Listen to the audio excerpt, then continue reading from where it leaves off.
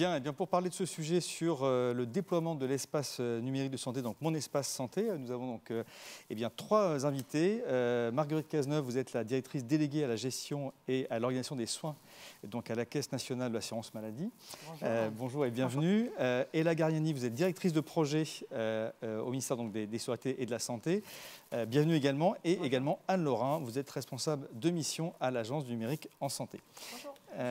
Donc l'objectif en tant que trois acteurs qui ont contribué donc, au développement de cet espace santé, Vassinia, c'est également un sujet que vous suivez beaucoup sur TIC Santé et TIC Pharma. Il y a eu beaucoup d'articles dans ce domaine. Donc je vous laisse poser les questions par rapport à ce développement de cet espace. Elles sont nombreuses. Alors bonjour Marguerite Cazeneuve, on va commencer avec vous. Merci d'être avec nous ce matin. Merci pour votre invitation. On voulait revenir un peu plus précisément avec vous sur Mon Espace Santé. On vient de l'évoquer avec Laura Letourneau et Dominique Pont. Ma première question est assez générale finalement. Est-ce que vous pouvez nous rappeler le rôle de l'assurance maladie dans le cadre du développement de Mon Espace Santé? Et est-ce que vous pouvez nous redonner les grandes fonctionnalités du projet? Alors j'ai démarré par les fonctionnalités puis par Allons-y. le rôle de l'assurance maladie. Alors Mon Espace Santé, pour que tout le monde comprenne bien, c'est un espace sécurisé, personnel, dans lequel chaque Français aura l'ensemble de ses données de santé. C'est une sorte de carnet numérique de santé augmenté. Donc vous avez plusieurs fonctionnalités dans cet espace numérique de santé. Vous avez d'abord un dossier sécurisé où sont rangés tous vos documents de santé, donc vos ordonnances, vos comptes rendus de biologie et de radiologie, vos comptes rendus d'hospitalisation, etc., qui sont classés dans un espèce de coffre-fort sécurisé. Ces documents-là, vous pouvez vous-même les uploader et au fur et à mesure, on y reviendra, ils vont surtout être automatiquement alimentés par vos professionnels de santé, donc par le laboratoire, l'hôpital, etc. Ça, ce sont vos documents de santé. Vous avez ensuite un profil médical dans lequel vous allez pouvoir vous-même remplir un certain nombre d'informations, vos données administratives, mais surtout vos antécédents familiaux, vos allergies, bref, toutes les informations qui sont utiles et que vous seul connaissez. Vous aurez aussi dans ce profil médical vos constantes, donc des constantes de santé, par exemple la taille, le poids, la tension, la glycémie. Et l'objectif, on y reviendra, c'est qu'à terme, ces constantes-là, elles puissent être directement alimentées et updatées par des applications mobiles que vous viendrez brancher sur votre espace santé. Par exemple, si vous êtes diabétique et que vous avez une application qui suit votre glycémie, et bien cette application, si vous la référencez dans votre espace santé, elle alimentera directement votre compte. Et enfin, vous avez une troisième fonctionnalité importante qui est la messagerie sécurisée de santé, qui va vous permettre d'échanger avec vos professionnels de santé. Et ça, c'est une innovation vraiment très importante et on y reviendra sur la sécurité, puisqu'aujourd'hui, ça n'existe pas. Et donc, la plupart du temps, quand un patient échange avec un de ses professionnels de santé, il le fait de sa boîte mail perso qui n'est pas sécurisée. Plusieurs fonctionnalités, on y reviendra ensuite, évidemment, qui vont intervenir au cours de l'année 2022. Donc, ce qui est très important pour le patient, donc, ça lui permet vraiment d'avoir dans un seul endroit l'ensemble de ses données, de prendre en main sa santé. Et c'est aussi très utile pour sa prise en charge, parce que du point de vue des professionnels de santé, c'est-à-dire de l'autre côté, les professionnels de santé que vous autorisez ont accès à vos documents. Donc c'est vous qui décidez quel professionnel de santé, quel type de document. Mais si vous autorisez par exemple votre médecin traitant, les établissements de santé, votre pharmacien, ces professionnels ont accès aux documents. Et donc par exemple si vous êtes hospitalisé en urgence, l'hôpital qui vous accueille, il a directement vos antécédents familiaux et médicaux. Si vous allez voir votre médecin traitant et qui vous prescrit un examen de biologie, il aura directement accès aux résultats de biologie et donc il pourra directement par messagerie sécurisée vous envoyer un message avec sa prescription, etc. Donc on voit bien qu'on est dans un modèle, j'allais dire à 360 degrés, qui permet à la fois aux patients de mieux prendre en charge sa santé et aux professionnels de santé de mieux se coordonner autour du patient. Donc ça, c'est pour Mon Espace Santé, l'objet qui va arriver et que le ministre de la Santé, Olivier Véran, présentera le 3 février. Alors, l'assurance maladie, son rôle, c'est qu'elle a développé Mon Espace Santé. C'est un projet pharaonique en matière de SI sur lesquels on continue de travailler tous les jours et qui a été construit à partir du dossier médical partagé, qui est un vieil objet que l'assurance maladie avait repris en 2016 et donc là, qui est une sorte de DMP augmenté. Et donc, on accompagne, nous, Assurance Maladie, donc on produit, on développe Mon Espace Santé. Et par ailleurs, on va accompagner à la fois les professionnels de santé à utiliser ces différents outils. Donc pour ça, on a notamment des incitations financières qui sont mises en place et évidemment les assurer pour qu'ils s'approprient l'outil. Et donc, vous aurez par exemple dans vos CEPAM des ateliers numériques pour vous aider. Alors, c'est très facile d'ouvrir son compte, mais pour les personnes qui seraient un peu plus éloignées du numérique, vous aurez un accompagnement un peu plus personnalisé. Voilà pour les grandes lignes.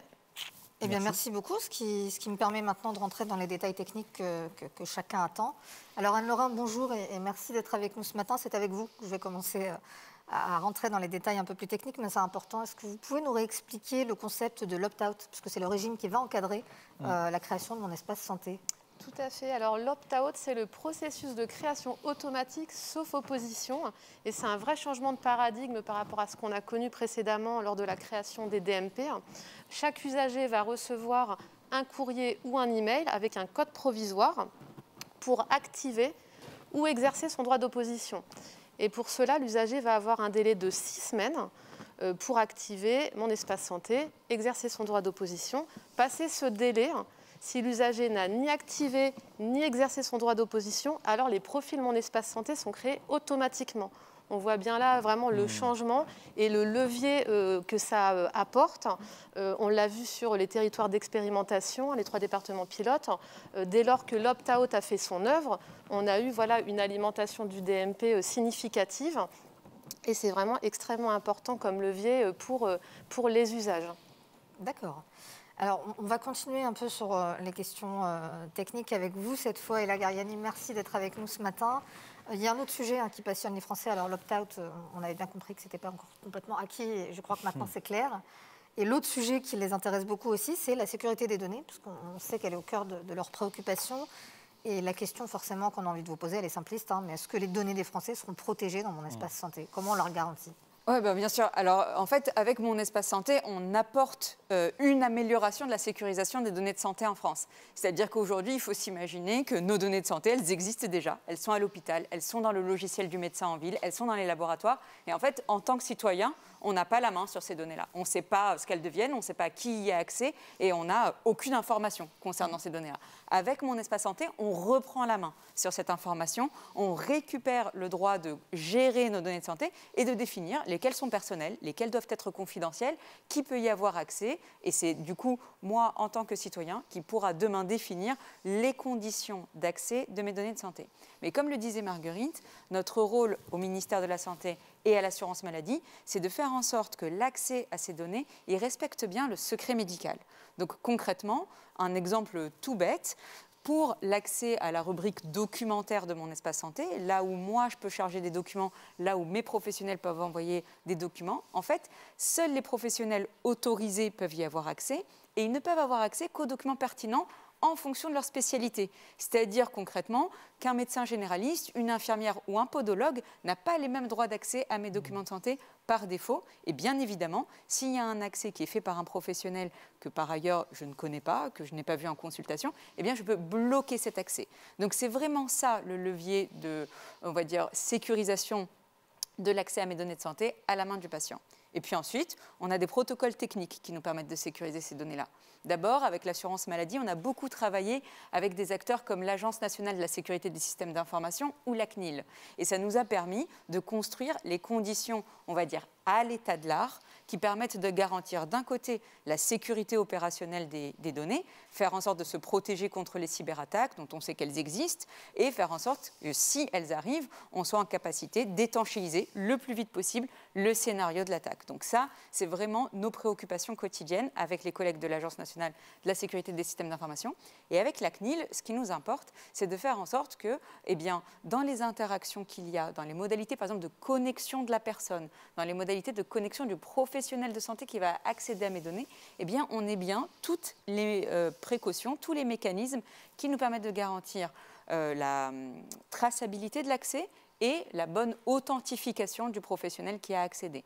Donc, tout ce périmètre de précaution, de sécurité, on le construit pas à pas avec les collègues de l'assurance maladie, en essayant d'être systématiquement à l'état de l'art et avec l'aide des autorités nationales indépendantes de contrôle qui viennent vérifier qu'on fait bien notre travail. Très bien, merci beaucoup. Alors, ça me permet de revenir à vous, Marguerite Cazeneuve, pour la dernière question. On en a un petit peu parlé. Il y a une expérimentation qui a été menée dans 3 territoires pilotes, qui sont donc la Haute-Garonne, la Somme et la Loire-Atlantique. Est-ce que vous pouvez nous faire un premier retour d'expérience et puis, par ailleurs, est-ce qu'on peut avoir peut-être les prochaines étapes? Vous les avez un peu évoquées, mais la date du 3 février, je l'ai retenue. Et voilà, si on peut avoir un peu plus de détails. Donc effectivement, comme c'est un projet colossal, puisqu'on va ouvrir des comptes pour 65 millions de Français. Donc c'est évidemment un projet énorme, tant d'un point de vue SI que d'un point de vue support. On a souhaité tester le produit dans 3 départements, donc les 3 départements que vous avez cités. L'expérimentation s'est très bien passée, donc on a ouvert 3,3 millions de comptes et on a eu un très faible taux d'opposition. Puisque comme ça a été rappelé, évidemment, chaque Français a la possibilité de s'opposer à la création de son espace. Et donc, on a un taux de position sur ces 3 départements qui est de moins de 1%, là où on avait, nous, une estimation autour de 12%, par exemple, parce qu'en Australie, c'était ça le taux d'opposition qu'on avait pu observer. Donc, plutôt une expérimentation très positive, avec des retours, par ailleurs, des professionnels de santé et des patients également très positifs, et qui nous ont permis aussi de faire des ajustements sur le produit en matière d'ergonomie. Et donc, ces quelques mois avec ces 3 départements, ont été très utiles pour nous, à la fois pour vérifier la sécurité, et là on a parlé du produit, pour vérifier, j'allais dire, toutes ces chaînes de fonctionnalités, et puis pour ajuster les éléments sur la base des retours des bêta-testeurs. Pour la suite, donc le ministre de la Santé, Olivier Véran, lancera officiellement Mon Espace Santé le 3 février. À partir du 3 février, chaque Français qui le souhaite pourra tout de suite créer son espace santé. Donc, il ira sur le site pour pouvoir créer son espace santé. Et par ailleurs, l'assurance maladie va progressivement, pendant 3 mois, envoyer des mails et des courriers à tous les Français pour en tout cas pour leur expliquer la démarche, pour leur expliquer la démarche d'opposition s'ils ne souhaitent pas que leur espace soit créé, et par ailleurs leur donner le code leur permettant de se connecter. Mais en tout cas, à partir de février, chacun pourra créer, s'il le souhaite, son espace santé sans attendre. Donc le produit va se lancer, et puis je pense que ce qui est très important aussi d'avoir à l'esprit, c'est que c'est un produit au début. Quand vous allez ouvrir votre espace santé, évidemment, il sera vierge, ce sera le démarrage. Donc c'est très important de commencer soi-même. Et d'ailleurs, c'est ça le profil du patient, c'est-à-dire que vous puissiez vous-même remplir vos différentes informations. Et progressivement, c'est ce que Laura Le Tourneau a dû vous expliquer précédemment, c'est-à-dire qu'en parallèle, il y a un très gros chantier qui est mené pour que l'ensemble des logiciels métiers des professionnels de santé, c'est-à-dire les établissements, les laboratoires, les cabinets de radiologie, etc., tous ces gens qui vont produire de la donnée de santé se mettent aux normes et deviennent interopérables, de sorte qu'ils puissent automatiquement envoyer les documents dans votre espace santé. Donc au début, il n'y aura pas grand-chose, et puis progressivement, les documents vont arriver automatiquement dans votre espace santé, et donc il va s'enrichir progressivement.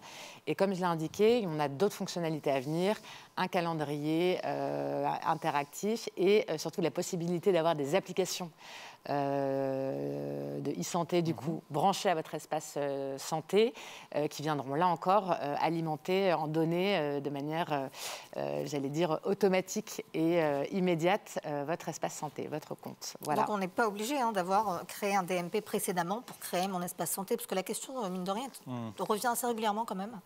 Absolument. En fait, En fait, du point de vue du professionnel de santé, ça restera le DMP. Donc, lui, c'est un outil qu'il connaît, mais du point de vue de l'usager, ça n'a plus rien à voir avec ce qui a été préalablement vu comme étant le DMP. Je veux dire, votre espace santé, il est créé par défaut, sauf si vous vous y opposez. Et c'est vraiment un espace très interactif où il n'y a pas uniquement les documents, il y a vraiment votre profil avec vos historiques. Vous pouvez rentrer vos hospitalisations, vos antécédents, vous avez votre messagerie. Donc, c'est un espace complet. Et cet espace complet, du coup, est, j'allais dire, bien plus important que n'était le DMP en matière de fonctionnalité. Et puis surtout, évidemment, il s'adresse à tous, même ceux qui n'avaient pas de DMP. En revanche, et c'est important quand même de le dire, les 10 millions de personnes qui avaient un DMP, toutes leurs données seront dans leur espace santé et donc elles seront automatiquement évidemment retrouvées dans leur espace santé. Donc toutes ces données-là ne sont pas perdues puisque le but de mon espace santé, c'est bien d'avoir toutes vos données au même endroit. Très bien, merci beaucoup. Merci mesdames pour vos explications, c'est beaucoup plus clair, je crois. Jérôme ? Merci également pour vos interventions. On en a parlé également avec Laura tout à l'heure sur les comités citoyens. Et donc avant d'accueillir nos autres intervenants de la prochaine table ronde, où vous aurez, je le rappelle, des patients, des pros de santé, des territoires qui donnent aussi leur vision. Donc je pense à un témoignage qui va vous intéresser aussi pour voir comment ils perçoivent le travail de fond que vous avez réalisé. Je vous propose de découvrir en vidéo la vidéo qui a été publiée il y a quelques jours sur ces comités citoyens.